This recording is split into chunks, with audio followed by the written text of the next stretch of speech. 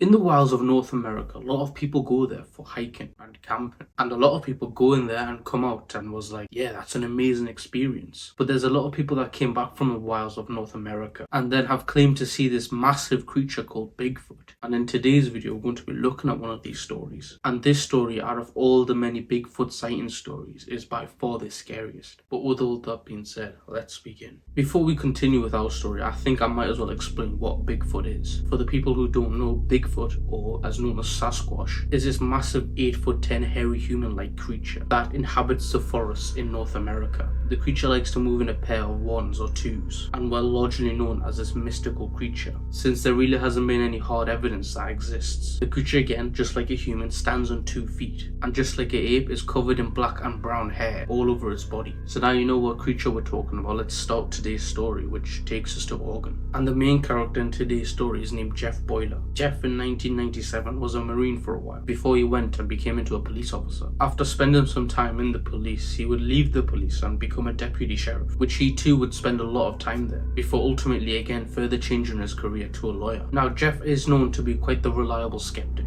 Anything that he would say or try to prove that was kind of out of the ordinary, he would bring a lot of evidence forward, or just some credibility to that claim. This doesn't change with his encounter story, and in fact he would actually get interviewed on TV by The Paranormal Witness, which is a TV show if you don't know. And on this interview, which by the way you can watch it yourself by searching it up on Google or YouTube or something, you can see the way he's telling the story is like him giving you a first person experience of what he went through. He didn't over exaggerate, he didn't add anything to make the story sound better. It was just straight, this is what happened to me and this is what I went through. This would make the story more relatable and more eerie, to be fair with you. After Jeff got a job at the police and had worked there for some time, he started to notice that he was kind of getting bored of his job. He just felt like there was something missing. And at this point, Jeff began to start looking around for something new to do with his life. Something mainly to do with hiking, hunting, and just mainly the outdoors. So after thinking a while, he started to really lean into his desires. And he would actually eventually move up to Oregon and would become closer with nature. Now, he went there quite unprepared. He had no job lined up. He had no housing really lined up for him. But for him, he just didn't care. He just wanted to be back with nature. But to his luck, not long after moving to Oregon, one of his friends, who is an elected sheriff of a very rural county in northern West Oregon, would reach out to Jeff and would tell him, hey, since you got this amazing background in being a Marine Corps and also being a police officer,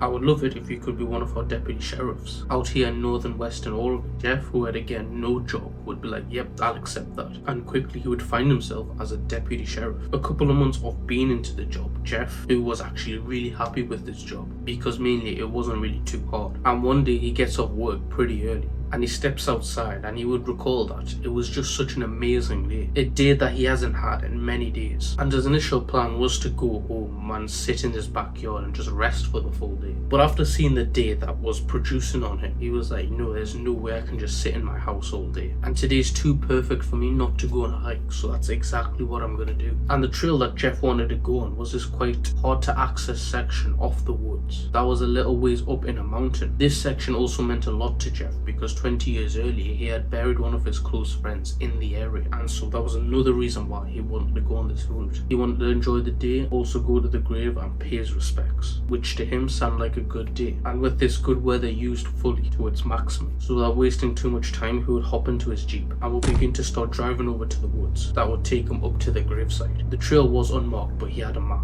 and he already had an idea of where the gravesite was going to be, and so he would just head over. One thing to know was Jeff was quite the competent man in the wilderness, but even with his competence, he was basically going hiking into a section of the Cascade Mountains that was unmarked and very isolated. And to be fair, since it was unmarked and really isolated, Jeff would go on to say that sometimes when you walk around this section of the mountain, you wonder to yourself, has anyone been here? Am I the first person to be walking in this section? Because this section is just such a wild and open section, and there's no humans that have touched anything, like cut down trees or built anything. So to Jeff, it feels like he's the first person going there, if that makes sense. Now, Jeff finally arrives at the dirt lot that's right on the edge of the forest that goes up the side of the mountain, and just before he takes another step and ultimately makes his way up, he gets his map out, takes a look at the roughly where he's gonna go, because once again there's no trail here. And so after marking and getting everything sorted, he would put his map away and begin walking up the mountain. Now, skipping some time, he's been walking for about 2 hours, and this is where he's noticed that the terrain rain had become very bad. So bad to the point that he decided that I need to deviate from the original path that was going on and try to get to more of an open area that I might be able to bank around and get up to the gravesite. So as he's beginning to look at the map again, he could see that parallel to where he was going up the mountain, there seemed to be a strip of clearing where it was or might be easier going. But the problem was that it might require a lot of work to get there, but it was either that or this god-awful terrain, and Jeff knew what he was choosing. So after figuring out where he was going, just before he began to make his way to this new man-made trail, he could see that right next to him was a stream of fresh water. So without really thinking, he would bend down and just began to start drinking. So now refreshed, he would take the map out once again to confirm where he was going, and also the fact that he's going on a deviated path, which can be very dangerous business. Again, the main fact was you could get lost quite easily, and since it was 1997, GPSs weren't a thing, so you'd have to be quite careful because all he really had was a map and a compass. So he looks at the map one more time before ultimately putting it back in his bag,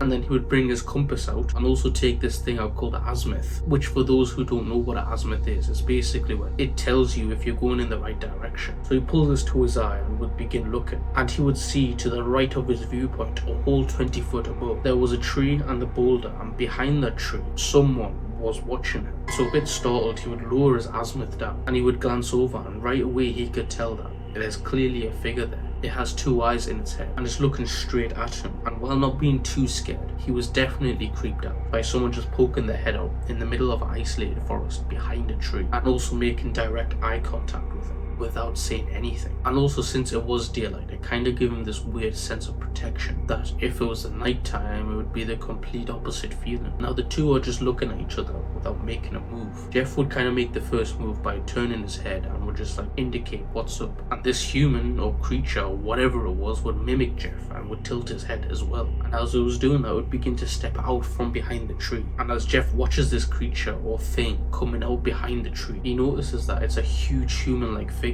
that's extremely hairy, and when he meant huge, he means like 8 to 10 feet tall. Now as Jeff is looking at this creature coming out from behind the tree, his eyes widen because he's like, this ain't no human. I'm not sure what it is, but it's not human. And as he's telling himself, he's instinctively trying to reach for his firearm that he kept with him, but due to the sheer nervousness and kind of terrified that he is quite now, he can't really grab onto the gun because his eyes were locked onto this creature and he didn't want to take his eyes off just in case it did something. Which, by the way, to give you a reference, the creature was about 50 foot away from him, and again about 20 foot above him. So now as he's fumbling with this gun, still making eye contact with this creature, who by the way still has his head tilted to the side, and eventually he would have enough and quickly look down, pick up the gun and aim it at the creature. But as soon as he looks down, draws his pistol and aims it, and as looking through the hindsight at the creature's not there anymore. Now Jeff was now intrigued, and he was telling himself that I need to get a better look. There was a tree that was pretty high up that had a bunch of low hanging branches that he could climb up, and if he climbed up maybe 15 to 20 feet, he could probably look into this rocky outcropping. So he starts climbing the tree, and eventually he gets level with the rocky outcropping, and he's looking out, and it stretches quite far away, and there's a whole stretch of forest right there, and he's looking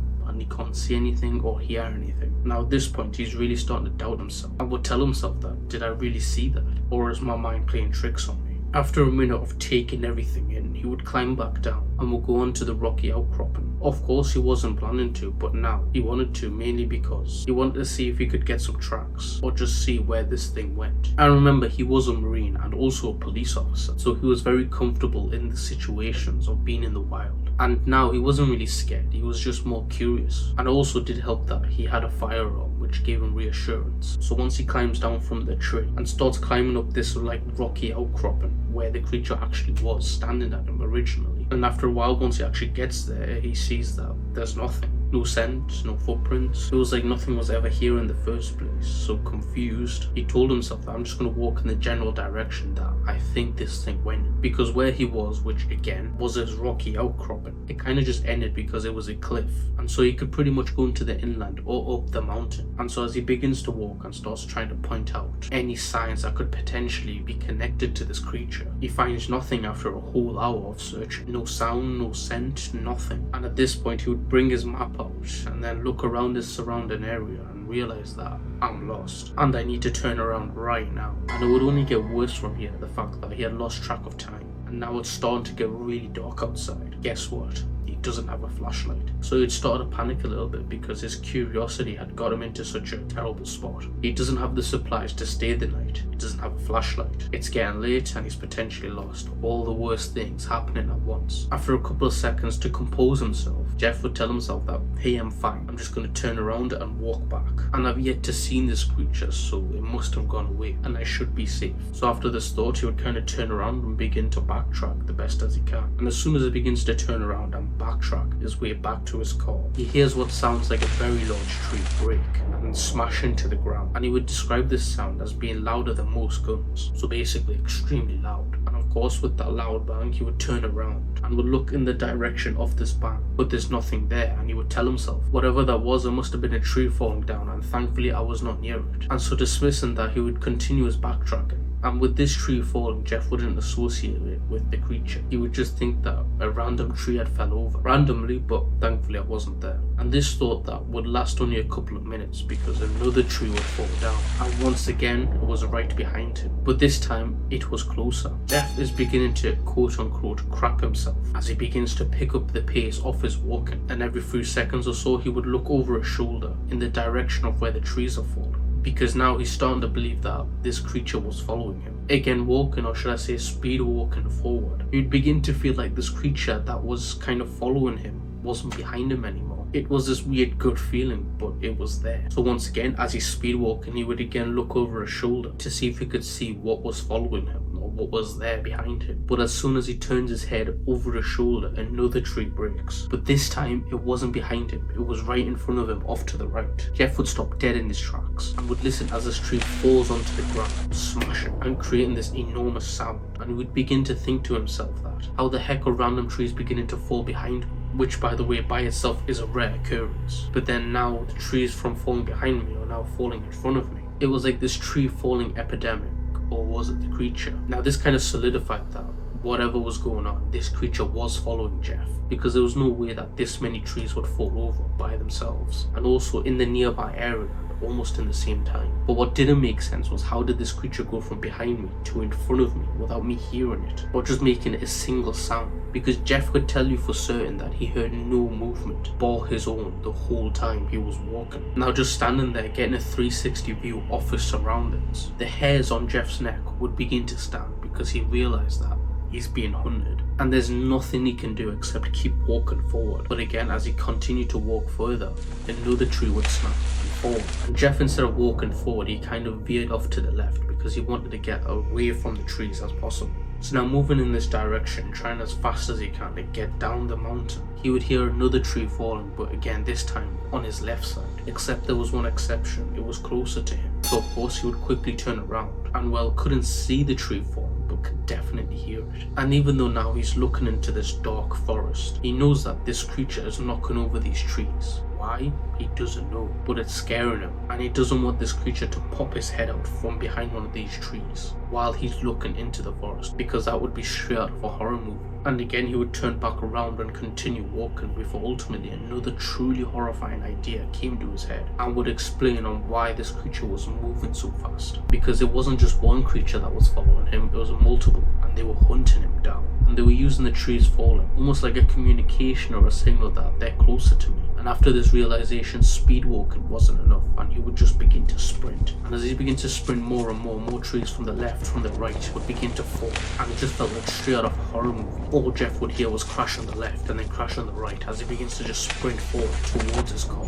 But this time he wasn't investigating, he was just running. And as he was running, he felt like he was a prey getting chased by two hunters. Jeff, as he's stumbling and smashing into branches, just after 30 minutes of just fully sprinting straight down the hill, again the trees crashing from behind him were getting closer and closer every time. And eventually he would get to this clearing, and right in the middle of the clearing was a deer. And as he got closer to this deer, he could see that the deer was looking in his direction, not at him, but in fact behind him. And Jeff, who is now pretty close to this deer, who, if you don't know, deers are pretty jumpy around humans, or just anything that seemed dangerous. But this deer that Jeff was coming closer to wasn't fazed at Jeff at all, and the fact that Jeff was actually near him. All he would do was look behind Jeff and then eventually tilt his head and then turn around and sprint away. It wasn't running from Jeff, of course, because Jeff was right near it. It was running from whatever was behind Jeff. Jeff fully stops, He turns his head around while his heart's going 100 miles per hour, and he looks in the direction of where the deer was looking. And as he slowly moves his head towards this direction, and eventually when his vision begins to get in view of the vision of the deer, he saw that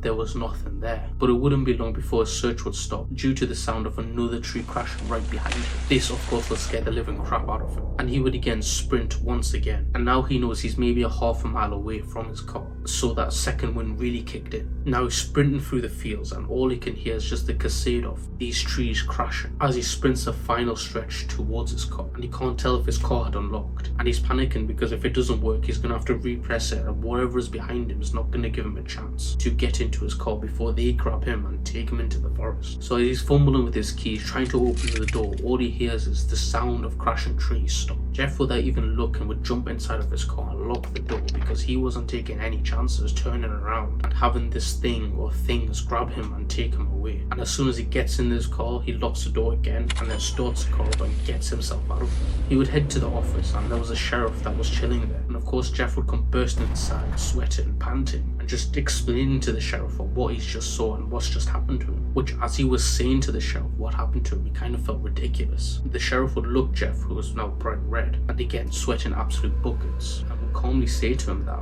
I get this all the time. The side of the Cascade Mountains, in that very remote section that you went in, we get reports like this all the time, and I believe every word that you've just said. If you want to file a report for it, you can do that, but chances are that it's never going to be followed up with it. Jeff, who was kind of relieved because someone at least believed him, but also really annoyed that he's also right that even if he files a report, nothing's ever going to happen because there's nothing much you can do. And so he wouldn't report anything and would actually hold on to this story before ultimately sharing it on the Paranormal Witness, which is where I got this story from today. And as he listened to this man, he goes on to describe every little detail, and it just felt like this horrible incident just happened to him yesterday, but of course it was many years ago. And so clearly this whole ordeal left a massive scar and a big impact on this guy's life. So I would love to know your thoughts on this case. Is it true and there really is a mystical creature that lurks in North American forests? And is it all a hoax so he could just get a lot of attention? Which is up to you to decide. But to be fair with you though, I don't see him lying about something that has a very big chance of ruining his career. I just don't see that, but again, that's just my opinion. But again, I would love to know your opinion on this story. And is it true or is it false? Just leave it down in the comments.